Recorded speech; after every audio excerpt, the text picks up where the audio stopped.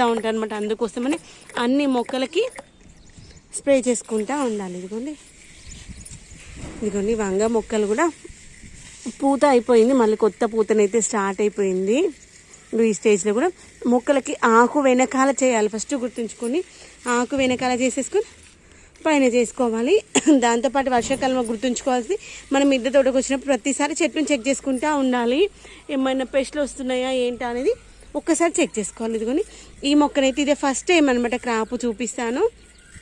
అలా మనం చేసినటువంటి పనికి ఫలితం వస్తుంది చూడండి, అప్పుడు చాలా సంతోషం అనిపిస్తుంది కదా.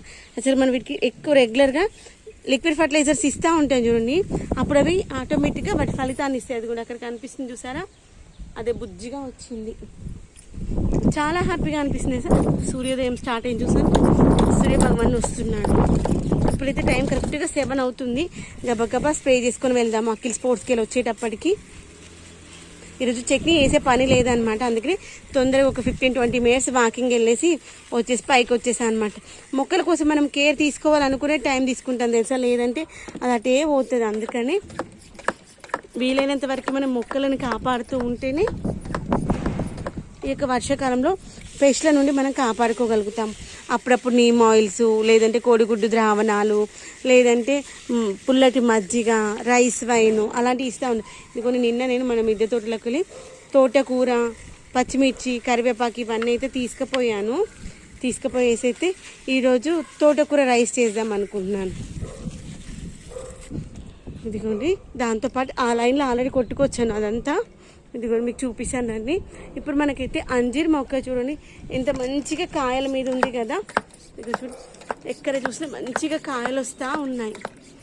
తర్వాత మునగ చెట్టుకు పురుగు బాగా వస్తుందని చెప్తా ఉన్నాను కదా, అలా పురుగు రాకుండా ఉండాలంటే కూడా నీమ్ ఆయిల్ ఎక్కువ స్ప్రే చేస్తూ ఉంటే పురుగు రాదు. దాంతోపాటు మనకి పూత మంచిగా వస్తే గుర్తుపెట్టుకోండి, పూత రావట్లేదు అనుకుంటా ఉంటాం కదా మొక్కలకి, రెగ్యులర్గా నీమ్ ఆయిల్ తర్వాత వేపాకు కషాయం ఇస్తూ ఉంటే వారానికి ఒకసారి, వారంలో ఒకసారి ఇది ఒకసారి వేపాకు కషాయం ఇచ్చామనుకుని ఒక 1-2 మంత్స్లో పూత రాని మొక్కలు కూడా మంచిగా పూత వస్తాయి తెలుసా.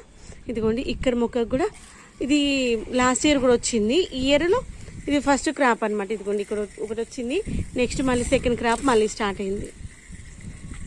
అదే అనుకున్న అబ్బా ఒకటే వస్తుంది కాయ చెట్టుకి ఇంకా రావట్లేదు ఏంటని. ఇదిగోండి ఇక్కడ 2 వస్తున్నాయి, ఇక్కడ 2 వస్తున్నాయి. ఇదిగోండి దానిమ్మకాయలు కూడా మంచిగా కాయలు రావాలి, లోపల సీడ్స్ మంచిగా ఫామ్ అవ్వాలి అంటే మన లిక్విడ్ ఫర్టిలైజర్స్ ఇస్తూ ఉంటే మంచిగా వస్తాయి. ముఖ్యంగా ఏంటంటే వీటికి మిల్లీ బగ్ బాగా వస్తుంది కదా, అందుకని లిక్విడ్ ఫర్టిలైజర్స్